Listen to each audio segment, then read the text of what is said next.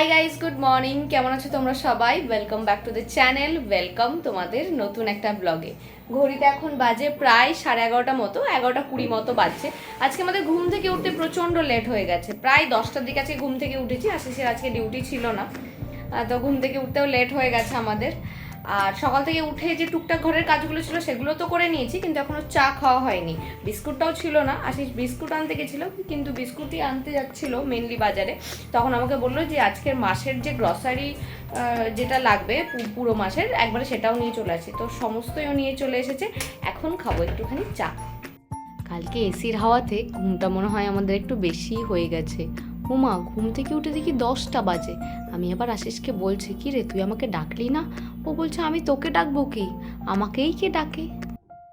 দুদিন ধরে যা গরম পড়েছে, আমরা দুজনের একজনাও দুধ খাইনি।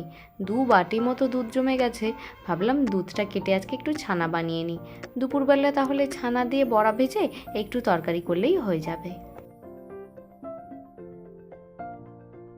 আজকে মাসের বাজার করতে গিয়ে আশিস রিয়েল গোল্ডের এই চায়ের প্যাকেটটা নিয়ে এসেছে। বলছে লিকার চা নাকি এটা দিয়ে খুবই ভালো হয়, দেখা যাক টেস্ট করে। এবার বাড়ি থেকে আসার সময় মা আমাকে যে চাটা দিয়ে দিয়েছিল সেটা না আর খেতে ভালো লাগছে না, জানি না কেন। ওটার ফ্লেভারটা কোনোভাবে চলে গেছে। আমি প্যাকেট ধরেই প্যান্ট্রিতে রেখে দিয়েছিলাম, ওটা খেতে ভালো লাগছে না। আর এই জন্য আশিস আবার নতুন চায়ের প্যাকেট নিয়ে আসলো। গ্রসারিতে এবার 2 রকমের বিস্কুট এসেছে। পার্লেজিটা রেখে দিয়েছি, আর গুড ডেটা এখন খুলেনি। ওই ছোটোবেলা থেকেই না আমি গুড ডেটা খেতে একটু বেশি ভালোবাসি। তাই আশিস যে কোনো বিস্কুটই আনুক না কেন, সাথে গুড ডে বিস্কুটের একটা প্যাকেট অবশ্যই মনে করে নিয়ে আসে। আর জানো, এর বেশিরভাগটা আমার পেটেই যায়।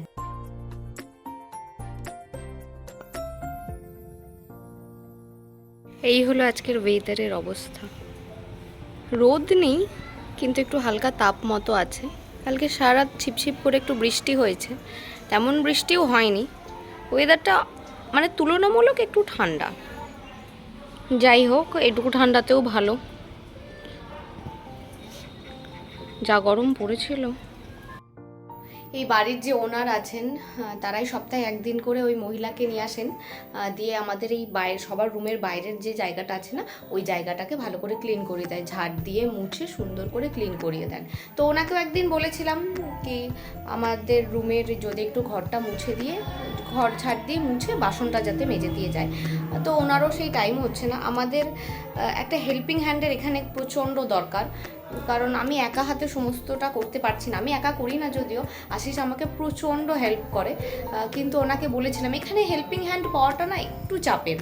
আমরা মানে বাড়ি থেকে যখন ছুটি কাটিয়ে আসলাম, তারপর থেকে এখানে হেল্পিং হ্যান্ড খুঁজছি, কিন্তু এখানে হেল্পিং হ্যান্ড পাওয়াটা একটু চাপের। আর যদিও বা 1-2জনকে পাচ্ছি, তারা এমন ডিমান্ড করছে, মানে ইম্পসিবল একটা কথা বলে দিচ্ছে। তো ওনাকেও বলেছিলাম, তো ওনার টাইম হচ্ছে না। ওনারা মেনলি বিকেলে আসতে চাইছে, কিন্তু আমার সকালে দরকার। বিকেলবেলা আসলে কিভাবে হবে? যাই হোক, দেখা যাক। আমরা এখনও খুঁজছি, পেয়ে গেলে তো খুবই ভালো হয়।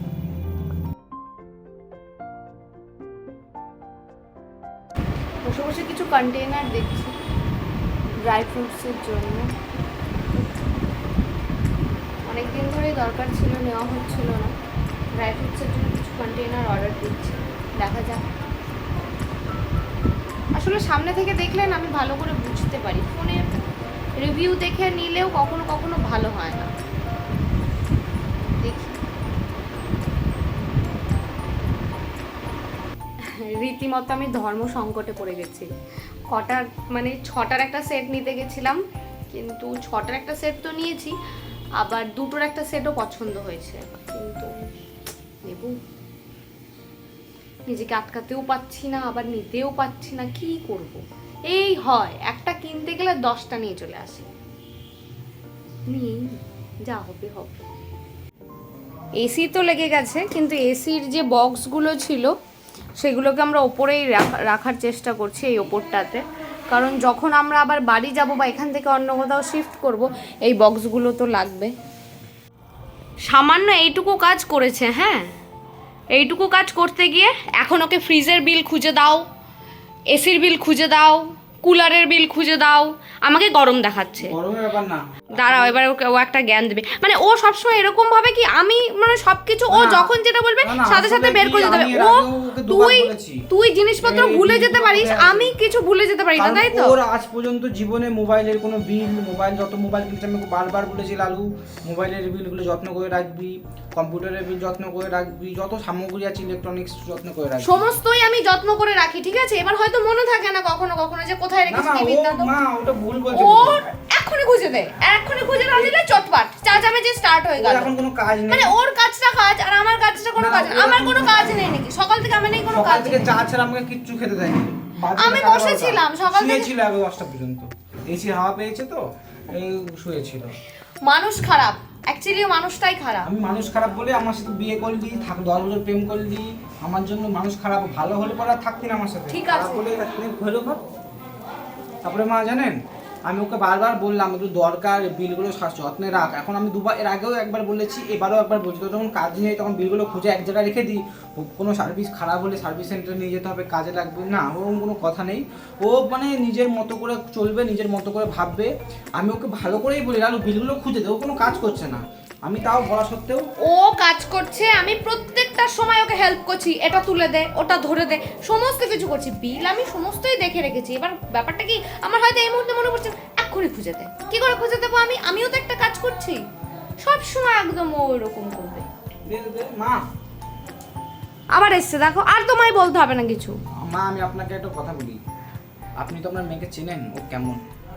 এবার আমার মার কাছে নালে স্টার্ট হয়ে গেল। হ্যাঁ ও যথেষ্ট ভালো একটা মেয়ে, কিন্তু খুবই আনরেসপন্সিবিলিটি যুক্ত একটা মহিলা।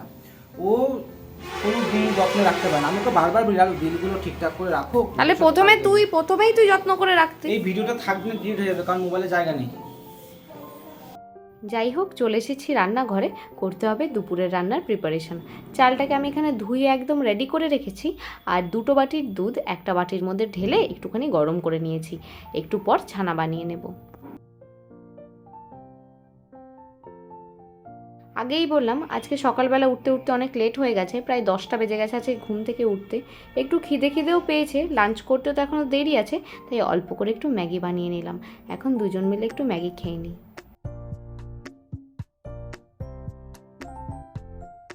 এই হলো গিয়ে আশিসের প্লেট, যাই ওকে গিয়ে দিয়ে আসি। 2 চামচ ভিনিগার 2 চামচ মতো জলের মধ্যে মিশিয়ে দুধের মধ্যে দিয়ে আমি এখানে ছানাটা বানিয়ে নিয়েছি। রান্না করতে গিয়ে আজকে রীতিমতো চোখ দিয়ে জল বেরিয়ে গেছে। আজকে এখানে কারেন্ট নেই, সকাল থেকে কারেন্ট নেই। কালকেও 1-2 ফোঁটা বৃষ্টিতে এখানে কারেন্ট চলে গেছে। এমন একটা ভাব করছে যেন পুরো ঝড় বৃষ্টি হয়ে গেছে। এখানে আমি অরলের ডাল করেছি রসুন আর টমেটো ফোড়ন দিয়ে, আর এখানে আছে হচ্ছে ছানা দিয়ে আলু দিয়ে তরকারি, ওই ছানার ডালনা টাইপের যেটা হয় আর কি। আর একটু ঝোল ঝোল করেছিলাম, ঝোলটা শুকিয়ে গেছে। ছানাটাও আজকে অল্পই হয়েছে জানি না কেন, আর ভাত আছে। মানে অদ্ভুত একটা জায়গা এই জায়গাটা, মানে যত দেখছি তত অবাক হয়ে যাচ্ছি। এখন ঘড়িতে প্রায় না, ঘড়িতে 6:30টার ওপরে বাজে। সারাটা দিন কারেন্ট নেই। আমরা ঘুম থেকে উঠে হয়তো 8 ঘন্টা কারেন্ট ছিল, 10টার দিকে ঘুম থেকে উঠেছি, তারপর 8 ঘন্টা কারেন্ট ছিল, তারপর থেকে কারেন্ট নেই। সারাটা দিন একবারের জন্য কারেন্ট আসেনি। সারাটা দিন গরমে কষ্ট পেয়েছি, মানে এসি লাগিয়ে কোনো লাভ হয়নি আলটিমেটলি। কুলার চলেছে কিন্তু ঘরের ভেতর মারাত্মক গরম। এখন কারেন্ট আসলো। যাই হোক, আশিস গেছে একটু বাজারে, ওর একটু কাজ আছে, বাজার থেকে আসুক, তারপর আমরা দুজনে বসে একটু চা খাবো। প্রায় সন্ধ্যে 7:30 মতো বাজে। অবশেষে স্টেবিলাইজারটা আমরা পেয়ে গেছি আর ইনস্টলেশনও হয়ে গেছে। আশিস এখানে বসে বসে আজকের ব্লগটাই দেখছে, আমি ওর সাথেই বসেছিলাম। যাই হোক, আর বসে থাকলে হবে না, রাত অনেকটাই হলো। এখন তাড়াতাড়ি করে যাই, গিয়ে আজকে ডিনারটা বানিয়ে নিই। আমি এখানে পেঁয়াজ, রসুন আর লঙ্কা কুচি কুচি করে কেটে নিয়েছি, আর তার সাথে আলু সেদ্ধ করে নিয়েছি। আজকে রাত্রিবেলা বানাবো একটুখানি আলুর পরোটা। আর আটাটা আমি আগে থেকেই মেখে টিস্যু পেপার দিয়ে ঢেকে রেখেছিলাম।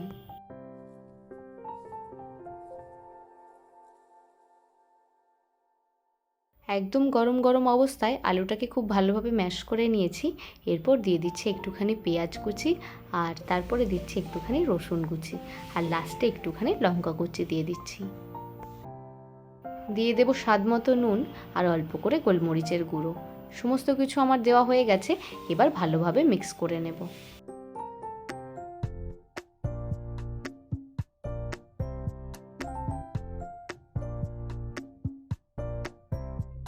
মোটামুটি সাইজের একটা আটার লেচি আমি নিয়ে নিয়েছি। এরপর 2 হাত দিয়ে আস্তে আস্তে একটা বাটির শেপ দিয়ে দিচ্ছি। পরিমাণ মতো পুর দিয়ে দিচ্ছি। প্রথমে আমি সমস্ত লেচিগুলোতে পুরগুলো ভরে নেব, তারপরে একে একে বেলা স্টার্ট করব। হয়ে গেছে আমার পুর ভরা। এবার খুব সাবধানে হালকা হাতে মুখটাকে আমি বন্ধ করে দিচ্ছি।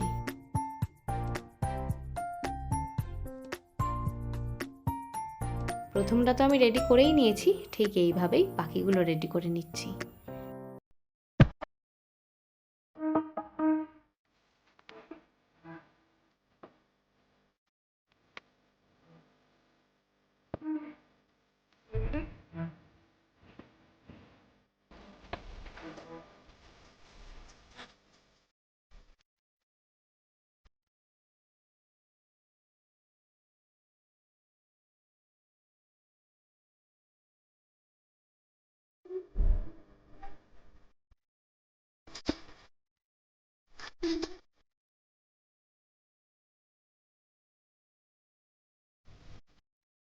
সবকটা আলুর পরোটা আমার বেলা হয়ে গেছে।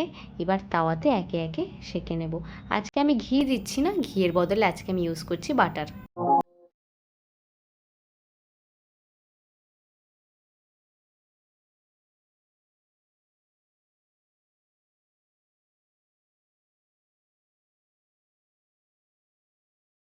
পরোটাগুলো আমার এখানে একদম রেডি হয়ে গেছে। পরোটার সাথে আমি আজকে আর আচারটা নিইনি। আমি আজকে নিয়েছি একটুখানি গ্রিন চিলি সস, একটুখানি কাঁচা লঙ্কা আর পেঁয়াজ।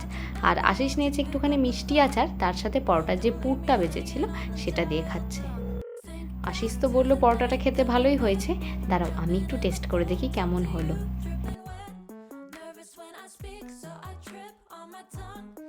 সত্যিই ভালো লাগছে খেতে।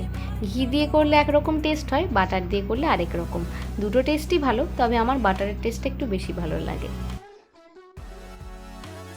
যাই হোক, খাওয়া দাওয়া হয়ে যাওয়ার পর আমি রান্নাঘরটা খুব ভালোভাবে ক্লিন করে নিয়েছি। আমি সবসময় চেষ্টা করি রাত্রেবেলাতেই রান্নাঘরটা একদম নিট অ্যান্ড ক্লিন করে রাখতে, কারণ সকালবেলাতে এসে না অপরিষ্কার রান্নাঘরে ঢুকতে আমার খুব একটা ভালো লাগে না। আমি মাকেও সবসময় দেখেছি যত রাতই হোক খাবার দাবার খেয়ে আগে রান্নাঘরটা ক্লিন করে নিত। আমিও তাই করেছি। Good morning everyone. ঘড়িতে বাজছে প্রায় 8টা 15 মতো। আমরা এই জাস্ট চা খেলাম। আর কালকে অনেকটা রাত হয়ে গেছিলো, এই ব্লগটাকে আর এন্ড করা হয়নি। আজকের ব্লগটা স্টার্ট হবে ঠিক এরপর থেকে। তো এই ব্লগটাকে এখানে এন্ড করছি। সবাই সুস্থ থেকো, ভালো থেকো। দেখা হচ্ছে নেক্সট ব্লগে।